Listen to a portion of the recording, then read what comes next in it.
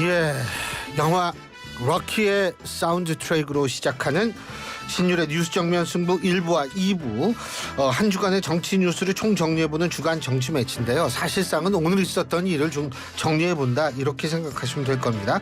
제가 앞서 말씀드린 대로 우리나라 최고의 정치 분석가 두 분과 함께 할 텐데요.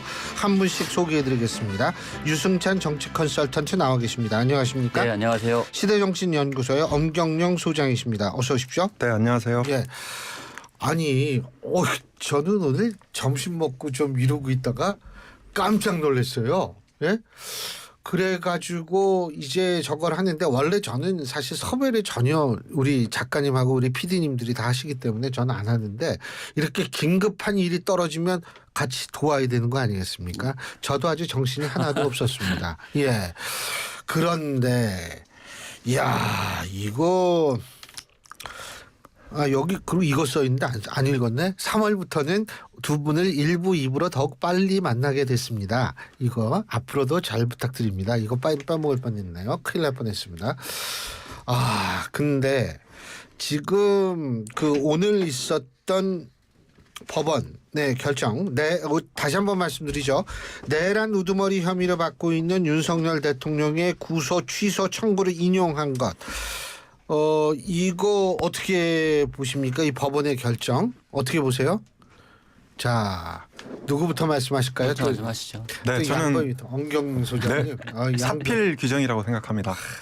이게 공수처가 윤 대통령 불만 수사 들어오면은 태도가 엄청나게 세지죠. 네, 수사 과정에서 오늘 저기 신 교수님 이 소개 말씀이 파워풀했다고 저는 말씀을 드리려고 그랬는데요.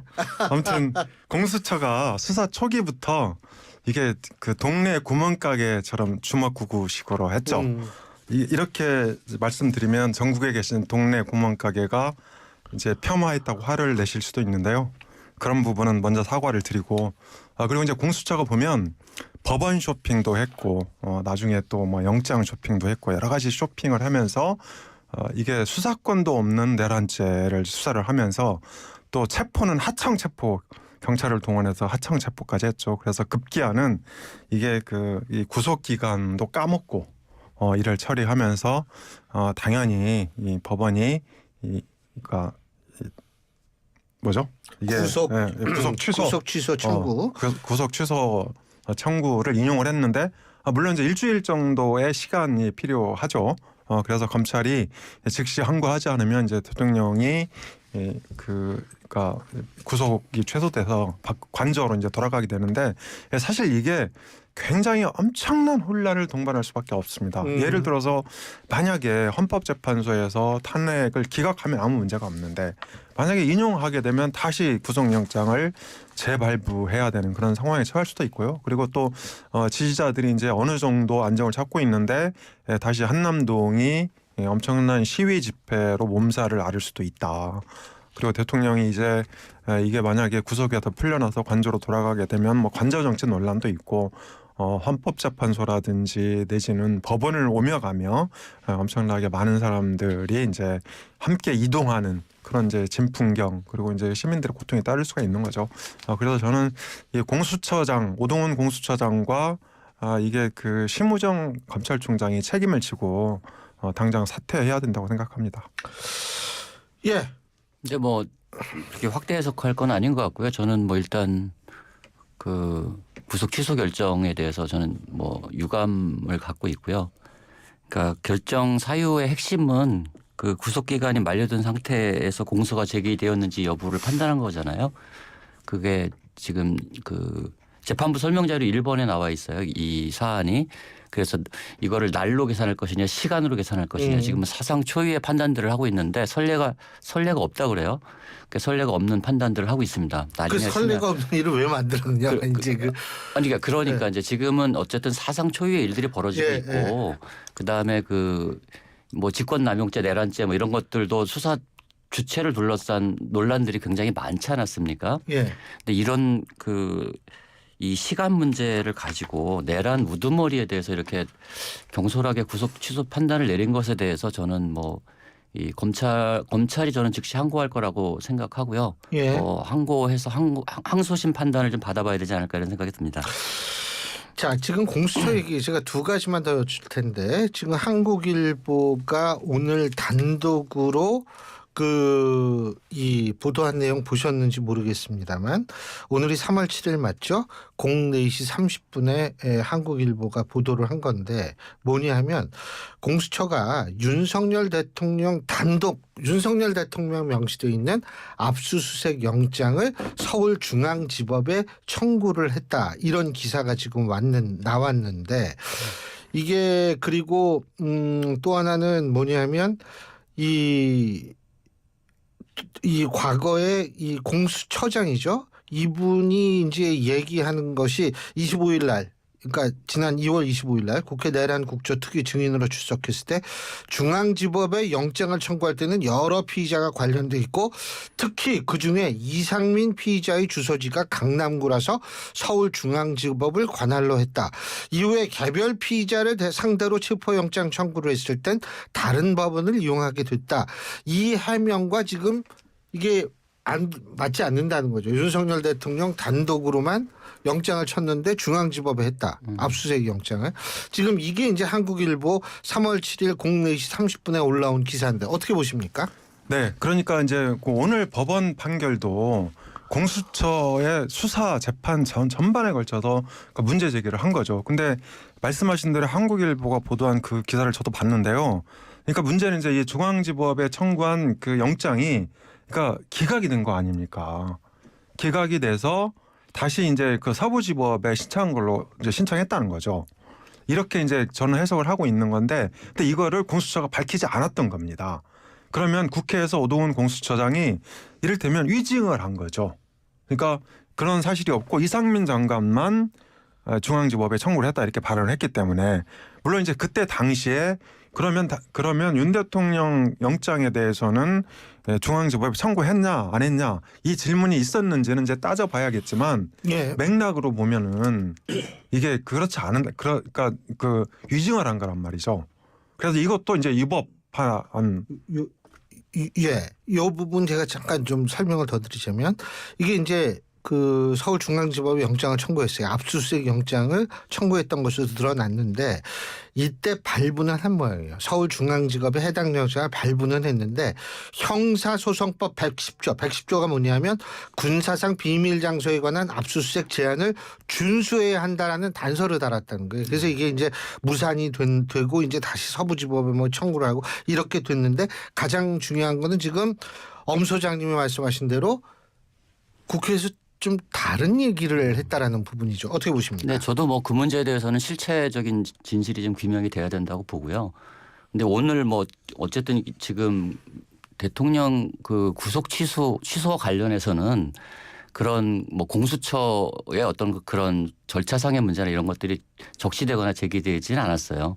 그동안 뭐 법원에서 판단들을 해왔고, 그러니까 검찰이 지금 그걸 들여다보고 있는 거 아닙니까? 지금 공수처의 그 영장 신청 과정에 대해서는 거기서 좀 더 그 팩트들이 좀 더 나와야 될 것 같아요. 저는 한국일보 보도만 갖고서 이걸 판단하기 좀 어렵다 이렇게 봅니다. 그리고 사실은 오늘 거기에는 내란죄 수사 권한 문제도 분명히 오늘 예. 언급이 돼 있는 걸로 같아요. 언급이 돼 있었습니다. 예, 돼 네. 있었죠. 그러니까 이게 앞으로 사실 이게 단순히 구속 취소도 아니다 이거 떠나가지고 상당히 여러 가지 우리가 좀 주목해 봐야 될 부분이 많이 적시가 됐는데, 자, 헌법재판소의 탄핵 결정이 다음 주에 있을 거라는 얘기들이 막 돌고 있습니다. 이 결정이 이론적으로 따지면 영향이 없겠죠. 별개의 문제죠. 하지만 사회적 현상으로서의 탄핵을 바라봤을 때 영향이 그렇게 없다라고 볼 수 있을까요? 어떻게 보십니까? 저는 영향이 많이 있다고 보는데요. 두 가지 측면에서 영향이 있을 것 같습니다.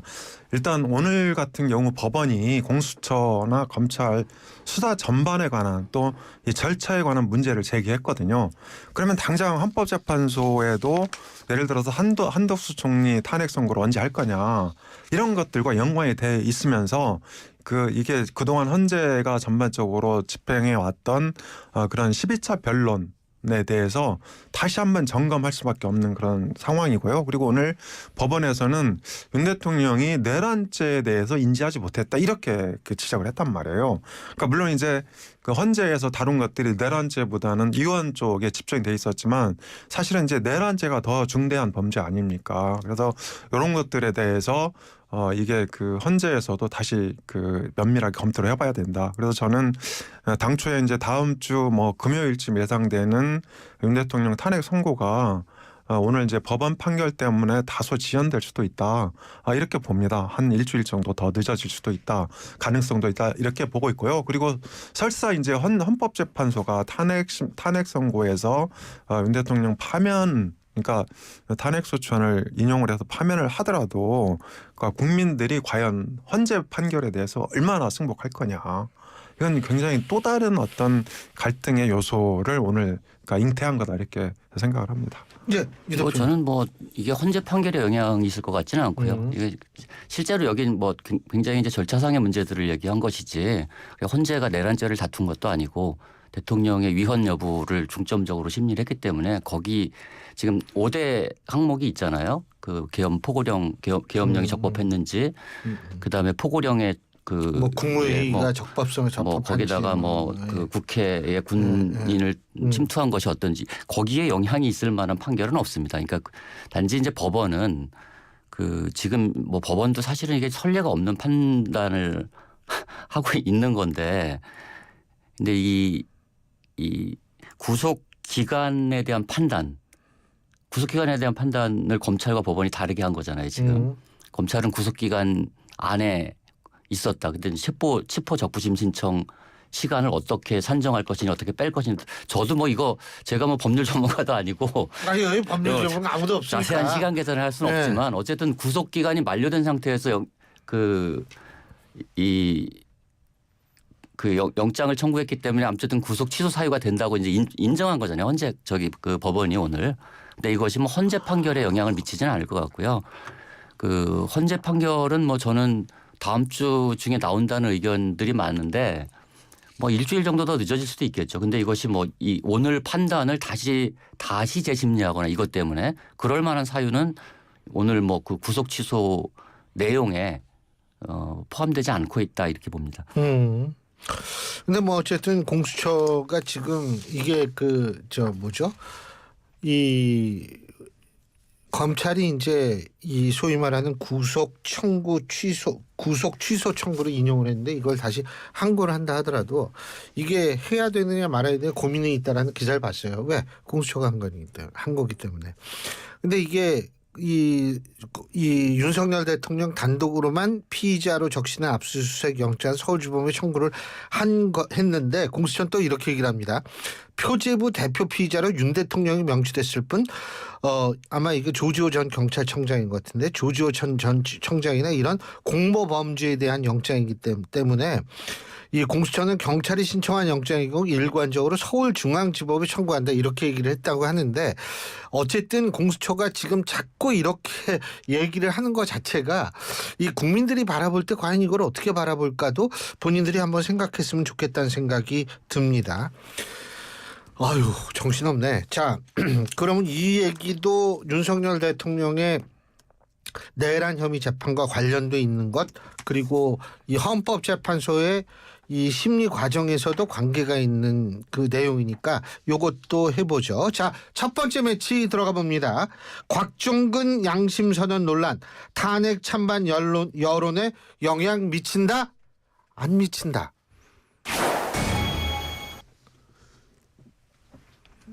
양보의 미덕 하세요. 네, 뭐 여론에 영향을 미친다. 뭐 저는 뭐 재판에 영향을 미친다. 뭐 이렇게 저는 재판에 영향을 미치지는 않을 것이다 이렇게 봅니다. 그러니까 뭐 여론도 이미 다 이제 형성이 돼 있기 때문에 지금 이제 탄핵 심판 과정을 보면 헌재는 이미 변론을 종결했고 그리고 증거 채택도 마무리한 상태에서 평의를 하고 있잖아요. 근데 지금까지 이제 수집된 증거에 대해서 다시 변론을 재개할 만큼 뭐 그런 사안이나 여기에 대해서는 저는 좀 미시고요. 그리고 국민의힘이 이게 민주당이 뭐 공작을 했다고 주장을 하는데 뭐 곽 전 사령관은 고교 동창 에게서 들은 얘기다. 그리고 고교동창은 국민의힘 소속이다 이렇게 얘기를 하고 있지 않습니까? 여기에 대해서도 뭐 확인은 더 필요하겠지만 이것이 그 헌재 변론 과정에서 또 그 피청구인 변호인 측이 제기했던 문제들이거든요. 그때도 제기가 됐었고 충분히 그 변론 과정에서 헌법재판관들이 인지를 한 상태에서 평의에 들어갔기 때문에 이것이 뭐 이 다시 변론을 재개할 만큼 어떤 새로운 의혹 제기나 이런 것이 아니라고 저는 판단합니다. 네, 저는 탄핵 반대 여론이 증가할 가능성이 크다고 보는데요. 왜냐하면요, 그러니까 헌재에서 지금 그 여러 가지 이제 증거라든지 윤 대통령이 출석을 해서 변론기를 진행을 했는데 핵심 증거가 두 개입니다. 첫 번째가 바로 곽수종 전 사령관의 이게 우리가 삼원 공방 있었지 않습니까? 의원 끌어내라. 죄송한데 곽종근 전 사령관. 곽종근, 네, 곽종근. 곽수종이 누군가? 네, 곽종근 전 사령관, 네. 죄송합니다. 곽 전 사령관이 이제 증언한 처음에는 원래 곽 전 사령관이요. 처음에는 인원이나 요원을 끄집어내라 이렇게 얘기를 했다가 나중에 김병주 유튜브에 출연했을 때죠. 나중에 이제 민주당 의원이 문제 제기를 하니까 국회의원을 끌어내라고 한 것으로 자기는 이해했다. 이렇게 이제 말을 바꿉니다. 근데 그 양심 선언과 관련해서는 이게 그 유튜브 출연하는 게 12월 6일인데 그 전날 이게 이제 그 양심 선언과 관련해서 녹취한 게 폭로가 된 거 아닙니까? 근데 곽 전 사령관은 자꾸 말을 바꿔서 고교 동창생 그것도 이제 국민의힘 소속 이렇게 그 얘기하는데 그걸 얼마나 신뢰할 수 있겠습니까? 그래서 저는 곽 전 사령관 얘기한 거는 거의 다 오염이 돼 있는 상황이다. 믿을 수가 없다. 그래서 저는 헌재가 이 곽 전 사령관에 대한 문제는 다시 들여다봐야 된다. 그래서 필요하면 이게 13차 변론기를 다시 잡아야 된다고 생각하고요. 그러니까 두 번째 핵심 증거가 바로 그겁니다. 국정원 홍장원 전 1차장. 그러니까 이 사람의 어떤 이 어떤 메모라든지 발언이라든지 증언이라든지 이것들도 계속 뒤바뀌어서 도대체 뭐가 진실인지 완전히 엉망이 됐거든요. 그러니까 이 두 개의 핵심 증거가 다 문제가 있는데 이걸 무시하고 그냥 결론을 내라는 말입니까? 그거는 대한민국 헌법 정신에 부합하지 않는 일이에요. 뭐 그렇게 주장을 할 수는 있는데 헌법재판소가 이미 다 변론 과정을 통해서 그 반론들도 다 제기된 반론들 다 들어봤고 그리고 제가 말씀드리고 싶은 것은 최근에 어쨌든 그 국민의힘이나 여기서 헌법재판소를 계속 공격하고 있잖아요. 근데 그것이 중도층한테는 굉장히 안 좋은 여론을 작용을 하고 있고 오늘 나온 갤럽 조사도 그 탄핵 찬성률이 말씀하세요. 네. 탄핵 찬성이 60%고 우리 박재 PD가 찾아준대요. 반대가 35%에 불과하고 이제는 전체적으로 그 여론들이 정리돼 가고 있다. 그리고 헌법재판소를 공격하는 것이 오히려 중도층에게는 역풍을 맞고 있고 그리고 뭐 저는 뭐 그렇게 봅니다. 지금 국민의힘 측에서 주장하는 것은 어쨌든 그런 헌법재판소의 판단을 흔들기 위해서 계속 의혹 제기를 하는 것이고요. 그리고 헌법재판소 재판관들이 무슨 뭐 그렇게 그 증거에 대해서 그렇게 감정적으로 대하시는 분들도 아니잖아요. 그리고 그런 체포 명단에 관련돼서는 한 사람 두 사람에서 나온 것도 아니고 뭐 경찰청장에서도 나오고 그 부하들 입에서도 굉장히 많이 증언이 돼 있기 때문에 그런 식으로 그런 그 곁가지 팩트들을 가지고 공격한다고 해서 헌법재판소가 흔들릴 것 같지는 않다. 저는 봅니다. 자꾸 헌법재판소 공격 문제를 제기하는데요.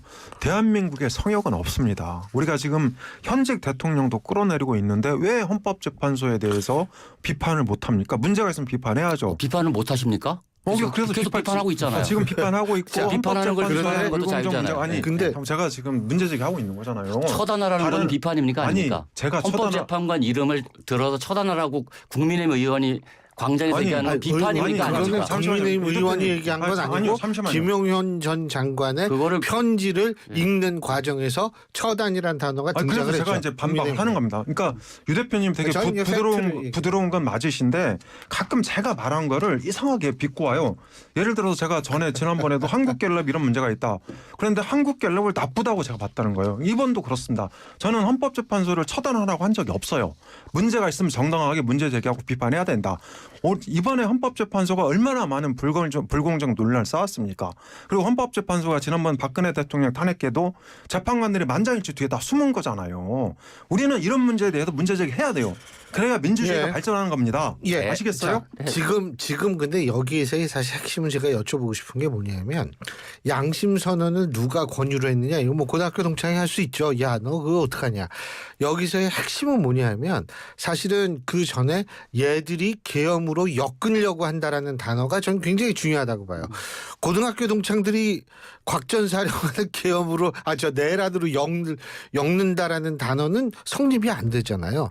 그러니까 이런 부분에 대해서 사실 어제 TV조선과 이 소위 말해서 이제 국민의힘이나 이런 쪽에서 이제 그 문제를 제기하는 것 같더라고요. 네, 뭐 문제를 제기할 수는 있을 예. 거예요. 예. 예. 근데 뭐 그것 자체가 지금 이 제기된 온 국민이 생방송으로 지켜본 그 사건 자체를 없었던 것으로 만들거나 예. 사안의 중대성을 약화시키거나 하는 것이 아니기 때문에 예.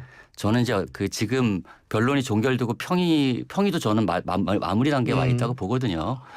뭐 여기에 대해서 헌법재판소가 저는 신속하고 공정하게 판단을 내려서 이 혼란 상황을 좀 정리했으면 좋겠다. 맞아요. 이런 국민적 바람을 좀 혼란하죠. 전해드립니다. 예. 네, 이게 되게 혼란한데 자, 이 지금 한덕수 총리 이거는 언제 나올 거라고 보세요? 네, 저는 한덕수 총리가 진작 나왔어요, 사실은. 왜냐하면 한덕수 총리가 그 변론기일 딱 한 차례 개최를 했는데 그게 지난달 19일이었어요. 그러면 대략 20일 정도 지난 거지 않습니까? 근데 이제 윤 대통령 거는 뭐 3주 만에 하려고 한다는 소문이 화다하고 한덕수 총리 거는 거의 20일이 지났는데도 하지도 않고 그리고 이제 국회 측에서 그러니까 새롭게 그 한덕수 총리에 대한 검찰 조서 증거 채택을 요구했는데 검찰이 거부했죠. 그러니까 검찰이 거부했지 않습니까? 그런데 오늘 또 여기 막 들어오기 전에 보니까 또 무슨 다른 증거 채택을 요구한다고 하네요. 그래서 헌재도 저는 그래서 문제가 있는 거예요. 지금 대한민국 경제가 휘청이고 있고 트럼프의 어떤 관세에 대응해서 대한민국의 경제를 이렇게 빨리 살려야 되는데 그 중요한 임무를 할 수 있는 사람이 바로 한덕수 총리거든요. 주미대사도 있고 자타가 공인하는 통상 전문가였기 때문에 그래서 이 사람에 대한 그 탄핵 선고를 빨리 내려서 복귀시켜서 그러니까 일을 하게 해야 됩니다. 문제가 없다면. 그리고 또 만약에 설사 헌재가 윤 대통령 그 탄핵 선고를 그러니까 탄핵 선거를 통해서 조기 대선을 한다 하더라도 누군가 선거 전국을 관리를 해야 되는 거잖아요. 이런 상황에서 왜 헌재가 저는 한덕수 총리 그 탄핵 선고를 안 하는지 이해를 못 하겠단 말이에요. 그래서 헌재가 비판받고 공격을 당한다. 저는 그렇게 주장하고 있는 거죠. 네. 네. 뭐 저는 한덕수 총리 그 선고 종합평의를 어젠가 한다고 하지 않았습니까? 헌재가 그 종합평의라는 것은 지금 제기되어 있는 탄핵 심판 사건을 어떤 절차 일정으로 처리할 것인지를 이제 평의를 했다고 하거든요. 저는 뭐 그것이 대통령 심판 전에 할지 후에 할지는 잘 모르겠어요. 그거는 뭐 헌재가 고려해서 판단할 사안이라고 보고요. 그리고 뭐 저렇게 이제 말씀하실 수도 있는데 이제 이게 우리 그런 게 있어요. 이 모든 대한민국의 불안정한 사태가 뭐 때문에 비롯됐는지에 대해서는 생략하고 그다음 그런 절차적인 문제만 갖고서 한덕수 총리가 국민이 뽑은 대통령입니까? 그래서 지금 탄핵 심판을 받고 있는데 한덕수 총리가 없으면 대한민국이 망할 것처럼 얘기하는 건 그건 문제가 있고요. 이 사건이 벌어진 근본 원인은 그 윤석열 대통령이 불법 계엄을 저질렀기 때문에 그렇게 된 거잖아요. 아니 그러니까 이제 그 점에 대해서 제가 부정한 건 아니고요. 그러니까 그 문제들을 이게 그 마치 본말이 전도된 것 같이 이렇게 얘기하시면 안 될 것 같고. 그러니까 이제 저도 그 점에 대해 인정을 합니다. 그런데 우리가 사법적 절차는 철저하게 이 과정을 따져야 돼요. 그러니까 과정과 절차가 제대로 돼 있어야 그게 인정이 됩니다. 현직 대통령도 저렇게 주먹구구식으로 하는데 일반 서민이 잡혀가면 어쩌겠어요. 심각한 문제입니다. 그러니까 이게 그러니까 민주주의는 철저하게 절차를 지켜야 돼요. 과정이 또 바로 돼야 되고 이런 게 안 되면 내용도 문제가 있는 거로 봐야 됩니다. 예를 들어서 헌재가 한 총리 탄핵 선고는 미루고 윤 대통령 선고만 하면 그게 헌재 판단이 맞는 겁니까? 저는 오늘 저는 생각이 좀 다른데요. 잠깐만요. 제가 이 말씀드리고 사안의 있잖아요. 중대성이 1번입니다. 헌재가 재판을 진행하는 어디에 집중하고 어떤 것을 먼저 진행을 해야 될지 지금 대한민국 헌정 체제가 지금 정지되어 있는 상태잖아요. 아니 그러니까요. 이제 제가 그런 말씀 드리는 거예요. 그럼 한 총리 선거는 왜 여태 안 하고 있는 거예요? 중대하지 않아서 안 하는 겁니까? 그러니까 이제 그건 말이 안 상대적으로 되잖아요. 대통령보다는 그거는 덜 중대하다 이 말씀이신 것 헌법재판소 같고. 재판관들이 판단하고 있겠죠. 그 문제는. 자, 그거를 재판관들이 그렇게 판단하는 게 그렇게 무조건 옳은 거 아니라는 거예요. 제 그렇게 말은. 주장하실 수는 있어요. 무조건 옳은 것도 아니지만 무조건 틀린 것도 아니기 때문에 그렇게 뭐 주장하실 수는 있다고 봐요. 그래서 네. 저는 헌재에 대해서도 그러니까 문제 제기를 해야 되고 아까 유 대표께서는 이제 그러니까 법원이 그 사상 초유의 판단을 했다. 그럼 그걸 누가 판단합니까? 법원이 하는 거고 대법원이 하는 거잖아요. 그걸 날짜로 계산할 거냐 시간으로 계산할 거냐. 그러니까 그런 문제에 대해서는 문제 제기를 하면서 왜 헌재가 19일 날 그 최종 그 변론기를 마친 다음에 가만히 있는데 윤 대통령 변론기는 최후 진술이 25일이었어요. 그러면 거의 벌써 6일이나 차이가 나는 거잖아요. 굉장히 그러니까 이제 간단한 사안이고. 그러니까 대통령의 변론기일과 그 자 이제 제가 총리의 정리를 변론기일을 해볼게요. 그렇게 동일시하는 것도 일단 문제가 첫 번째 있고요. 그 저기 날짜 계산하고 뭐 이런 거 있잖아요. 그 구속 그게 상당히 그 드문 케이스라는 건 맞는 것 같아요. 그거 그리고 이제 구속 취소 청구 이것도 굉장히 드문 거 그건 맞고요. 두 번째는 뭐냐면 이제 저기 엄 소장님 말씀은 예를 들면 중요 순서대로 한다 하더라도 그럼 마흔여억 헌법재판관 후보자 임명이 대통령 탄핵이나 한덕수 탄핵보다 더 중요하냐 뭐 이런 의미로 제가 이제 이해를 하면은 될 것 같습니다. 자, 1부 순서는 여기서 줄이고요. 2부에서 계속 얘기 나눠보죠.